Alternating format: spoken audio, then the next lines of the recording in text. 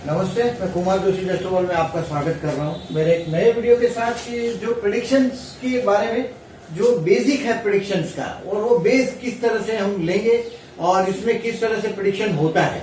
Generally अभी initial days of astrology में लोग जो मून साइन देखते हैं, मून साइन से प्रेडिक्शंस करते हैं। बट जब भारतीय विद्याभवन में मैं जानता हूं, मैं जब से जाने लगा, और हमारा पहला क्वेश्चन होता था जब भी किसी से इंट्रोडक्शन होता था हमारे, जब हमारे फ्रेंड्स जब हम नए आते थे, कोई या नया आता था, वो कुछ नॉलेज लेके आता था तो हम उनके साथ बांटते थे। तो हमारा पहला क्वेश्चन होता था कि तेरा लग्न कौन सा है। वेरी फर्स्ट क्वेश्चन हम लग्न पूछते थे उसको, उसकी राशि विषय की तो छोड़ दीजिए। जब भगवान में हमने सीखना शुरू किया था, हमारे जेब में ही कुंडली रहती थी और ऑलवेज हम दूसरों को दिखाते थे। तो हमको वो कुंडली को मैं 3-3 साल 4-4 साल तक हम जेब में रखे थे, और उससे हमने सीखा कि लग्न बेस को ही प्रेडिक्शंस में ज्यादा करीब तक जा सकते हैं। आप अगर जो चंद्र से बेस करते हैं, यानी कि आम आदमी को अपना लग्न मालूम होना चाहिए अगर जो एस्ट्रोलॉजी में पहला इंटरेस्ट लेता है। तो वेरी फर्स्ट डे हमको थोड़े एक्सपीरियंस से ये पता चलता था कि लग्न को बेस मानकर ही चलना है, एस्ट्रोलॉजी का यही नियम है। और उसी पर ईयरली प्रेडिक्शंस, मंथली प्रेडिक्शंस, सारे प्रेडिक्शंस का बेस लग्न पर ज्यादा है। लग्न क्यों सेंसिटिव है उसको समझने की कोशिश कीजिए। मून साइन जो है हमारी 2.25 दिन तक वही रहती है, यानी कि 2.25 दिन तक अबाउट मून जहां है वहां उसी जगह पे आने के लिए उसको 2.25 दिन लगता है। ये याद रखिएगा। यानी कि एक बच्चा आज पैदा होता है, एक कल पैदा होता है, यानी कि टुमारो, या एक यस्टरडे यानी कि गई हुई कल को पैदा हुआ होगा। तो ये पॉसिबल है कि इनकी राशियां एक भी होती है, क्योंकि 2.25 दिन का फासला है, उनकी राशियां एक हो सकती है। ये याद रखिएगा। सन तो पूरा महीना वही रहेगा। When see the basic rule of sun, सूर्य एक महीना वही रहता है, याद रखिएगा। मैंने गोचर का वीडियो भी बहुत अच्छा बनाया है, अगर आपको रेफरेंस के लिए चाहिए तो उस वीडियो को भी रिफर कीजिएगा। काफी डिटेल्स में मैंने बताया। ये वीडियो में मैं थोड़ा आपको प्रेडिक्शन का बेस कैसे करते हैं और इसकी वजह क्या, ये एक महीना वही रहता है। ये सूर्य जिस राशि में है वहां से उसी राशि में आने के लिए साल लगता है। 1 मंथ वो जंप करता है आगे की राशि में, अबाउट 1 मंथ का ये टाइम है उसको। और लग्न है ये दिन में जहां है वहीं से हमारी अर्थ को वापस आने के लिए लगता है। तो ये खाली 24 आवर्स में अर्थ जहां है वहां आ जाती है। तो ये सिर्फ एक राशि में, इसका जो लग्न का जो एक राशि है इसको 2 घंटा मिलता है, 2 आवर्स मिलता है। अभी आप बताइए कि 1 मंथ करीब है, 2.25 दिन करीब है, या 2 आवर्स करीब है। लॉजिकली 2 आवर्स करीब बहुत शॉर्ट डिस्टेंस है, मतलब इट इज मोर सेंसिटिव, ये ज्यादा सेंसिटिव है। और जब हम जन्म लेते हैं तभी पूर्व दिशा में एक लकीर खींची जाती है, काल्पनिक लकीर है, ये एक मैथमेटिकल इक्वेशन से खींची जाती है पूर्व दिशा में, और उसमें जो राशि दिखाई देती है आसमान में वो लग्न है।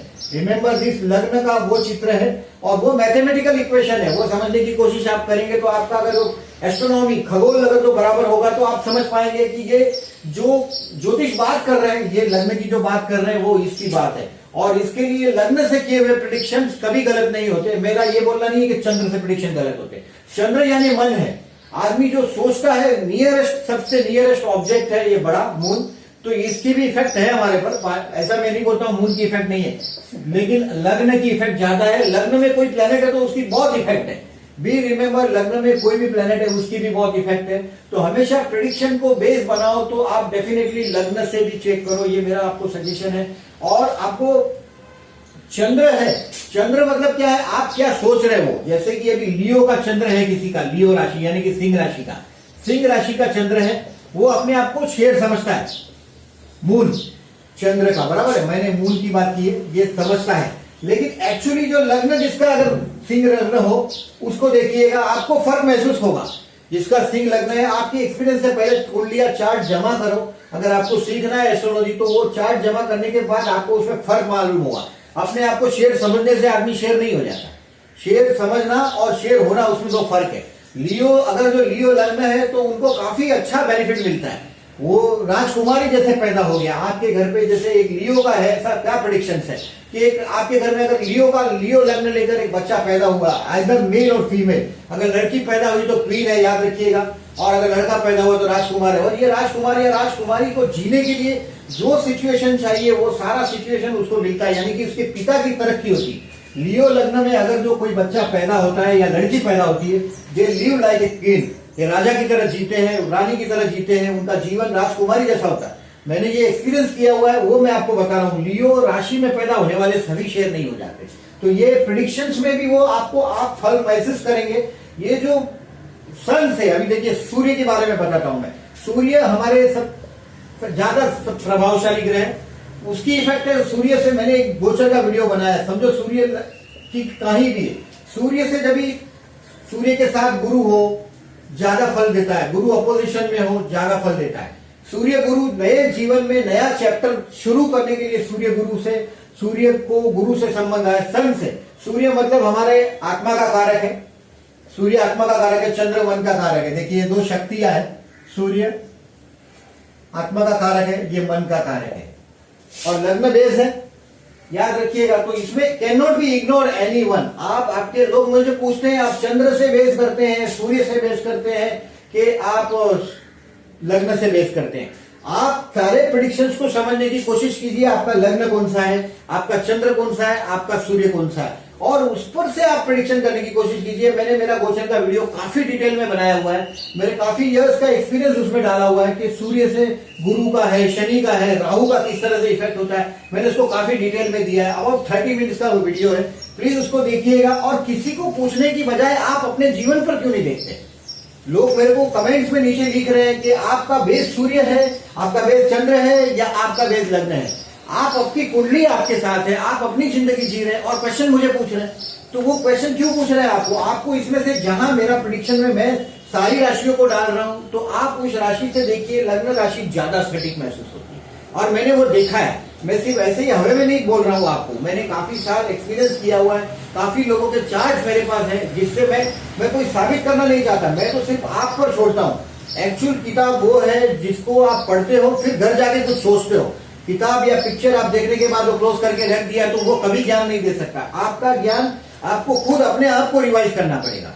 मेरे वीडियो देखने के बाद आपको कुछ सोचना पड़े, इस टाइप के मैं वीडियो डालने की कोशिश कर रहा हूँ। कि आप मुझे ही पूछ रहे हैं तो मैं तो इट्स माय एक्सपीरियंस, मेरे एक्सपीरियंस की ज्योतिष में तुम्हारे लिए कोई वैल्यू नहीं। जब क्यों वैल्यू नहीं है, क्योंकि आपको खुद अपना ऑब्जर्वेशन करना है। और आप मुझे सवाल पूछते हैं कि आपका बेस कौन सा है वीडियो बनाने का।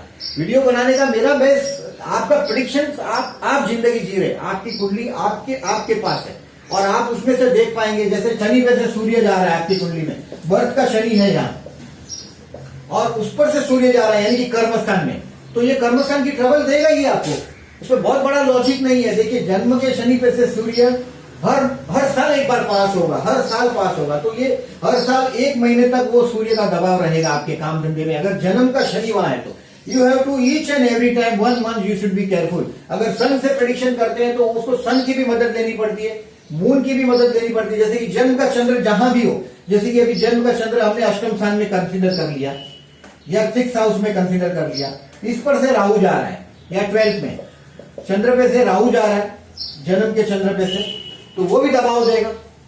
जन्म के राहु पर से चंद्र जाएगा महीने में एक बार, वो भी दबाव देगा, क्योंकि चंद्र राहु कंफ्यूजन है। राहु चंद्र का भी ग्रहण योग है, सूर्य राहु का भी ग्रहण योग होता है, शनि सूर्य भी शत्रु है। तो आपको बेस चार्ट में ये देखना पड़ेगा। कोई क्वेश्चन जब पूछता है, आप अभी फिलहाल आपके पास जॉब नहीं है, आप बोल रहे हैं कि मेरे पास जॉब नहीं है, सी द 10th हाउस, आपको इमीडिएट दशम स्थान को देखना है, कर्मस्थान को देखना है। आप अगर पूरी कुंडली को देख रहे हैं, उसमें कोई पाप ग्रह है, उस पर से कोई पाप ग्रह मूवमेंट हो रहा है, ट्रांजिट का प्लेनेट को देखिएगा। ट्रांजिट के प्लेनेट याद रहने चाहिए, याद नहीं रहते तो उस राशि में देखो वहां कौन सी राशि लिखी है लग्न से, और उस पर देखिए, डेफिनेटली आपको आपके रिप्लाई मिलेंगे, और लग्न से ज्यादा रिप्लाई मिलेंगे। ये मेरा अपना एक्सपीरियंस है, और मेरे पास ऐसा लिखा हुआ कहीं का बहुत सारा नोट भी है, लेकिन वो नोट से मैं कुछ साबित नहीं करना चाहता। मैं I don't want to prove anything, मैं कुछ साबित करना नहीं चाहता। मैं सिर्फ आपको हिंट दे रहा हूं कि लग्न को बेस मान के चलेंगे तो ज्यादा प्रेडिक्शन को करीब पहुंच पाएंगे। भारतीय विद्यापीठ में हम लोगों ने वर्षों चार्ट हमारा दिखाया है। ज्योतिष ऐसे ही रातों रात 2 दिन, 15 दिन, 20 दिन, 25 दिन में नहीं आ जाता। इसके बेसिक बहुत सारे रूल्स है। केंद्र का स्वामी त्रिकोण में हो तो राजयोग होता है, केंद्र का स्वामी त्रिकोण में, त्रिकोण का स्वामी केंद्र में हो तो राजयोग होता है, 6, 8, 12 का स्वामी 6, 8, 12 में हो तो राजयोग होता है। 3rd हाउस, 6th हाउस, 8, 12 ये ज्यादा पावरफुल खड्डे के स्थान है। तो इसमें और 11वें स्थान में कोई भी ग्रह खराब नहीं है।